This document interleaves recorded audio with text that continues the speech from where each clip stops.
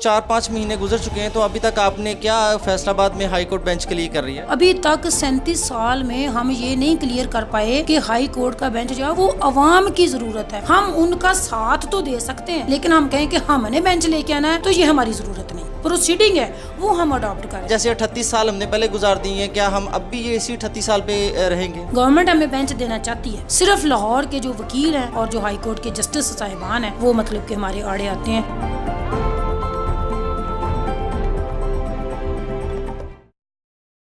बिस्मिल्लाहिर्रहमानिर्रहीम, अस्सलाम वालेकुम। आप देख रहे हैं जस्ट वन टीवी। मैं हूं आपका host Mohammad Rizwan. District bar association Faisalabad एक ख्वाब बन के रह गया है। यहाँ high court bench, high court bench का यहाँ क़याम एक ख्वाब है। उस ख्वाब को पूरा करने के लिए यहाँ पर कुछ ऐसे वकला थे जिन्होंने ना कि आवाम में, वकला में, हर बंदे में ये उन्होंने चीज़ उजागर की कि हम इसको आगे लेके जाएँ।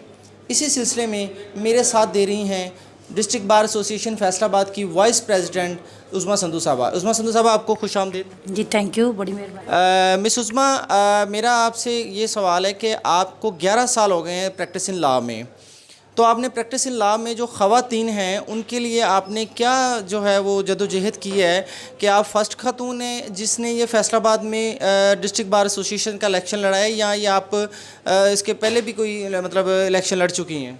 जी बिस्मिल्लाहिर्रहमानिर्रहीम। सबसे पहले तो मैं जस्ट वन टीवी का तहे दिल से मशकूर हूँ कि जिसने वकला के लिए एक चैनल बनाया, जो एक्सक्लूसिव जो क्रीम ऑफ सोसाइटी हैं तो उनका एक चैनल बनाया है और सबसे ज़्यादा पढ़ा लिखा बाशऊर तबका है। आप समझे कि ये चैनल जो है वो घर घर एक वकील पैदा कर रहा है, तो मैं तो इस चैनल से बहुत ज़्यादा खुश हूँ। आपने ये इलेक्शन से पहले ये वादा भी किया था कि हम इलेक्शन अपने मेंबर बनने के बाद, इलेक्शन जीतने के बाद इस पे हम हाई कोर्ट बेंच का क़याम फैसलाबाद में लेके आएंगे। तो अभी तक जो है वो 4-5 महीने गुजर चुके हैं, तो अभी तक आपने क्या फैसलाबाद में हाई कोर्ट बेंच के लिए कर रही है? अभी तक 37 साल में हम ये नहीं क्लियर कर पाए कि हाई कोर्ट का बेंच जो है वो अवाम की ज़रूरत है, फैसलाबाद की ज़रूरत है, वकला की ज़रूरत नहीं है। हमारी तहरीक फैसलाबाद के अवाम को अवेयरनेस देती है कि हाई कोर्ट का बेंच आपके फैसलाबाद में होना चाहिए। अब वो हमारा साथ दें, हम उनका साथ तो दे सकते हैं, लेकिन हम कहें कि हमने बेंच लेके आना है तो ये हमारी ज़रूरत नहीं है। प्रोसीडिंग है वो हम अडॉप्ट कर रहे हैं। हमारी गवर्नमेंट से बात हुई है, इमरान खान ने हमारे साथ कमिटमेंट की है और उसने हमारे साथ 2 माह का वादा किया था कि 2 माह के अंदर आपको बेंच जो है वो मिल जाएगा। हम जिस हद तक हो सके हम अपने टेन्योर में, हमारा दिसंबर तक 1 साल का टेन्योर है, तो हम इस टेन्योर में हाई कोर्ट की तहरीक जो है वो इसको चलाएँगे और 100% हम मतलब कि हमने खुद से प्रॉमिस किया है कि इस साल हम बेंच लेके आएंगे। अगर अल्लाह ना करे बेंच इस साल नहीं भी आता तो जिस हद तक हम इस तहरीक को ले जाएंगे, हमारे आने वाली कबीना जो है वो उसको उसी स्टेप से लेगी और इंशाल्लाह बहुत जल्द जो है वो फैसलाबाद में बेंच बनेगा। अभी आप ये भी देख सकती हैं कि गवर्नर साहब पिछले दिनों आए हैं, उन्होंने ये ऐलान भी किया है कि हम हाई कोर्ट बेंच दे रहे हैं। जैसे 38 साल हमने पहले गुजार दी हैं, क्या हम अब भी ये इसी 38 साल पे रहेंगे?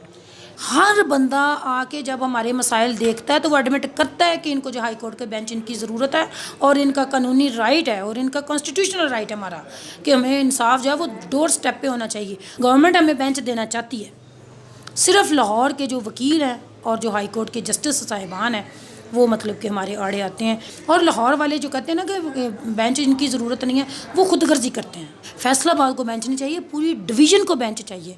जो जंग में रहते हैं, जो अहमदपुर सियाल में रहते हैं, जो कहाँ कहाँ दूर से जाके लाहौर में पेशी भुगतने, उनको बेंच चाहिए। मैं ये नहीं कहती कि फैसलाबाद में बेंच हो, जंग में बना दे, टोबे में बना दे, चनियोट में बना दे, लेकिन आवाम को सहूलत दें।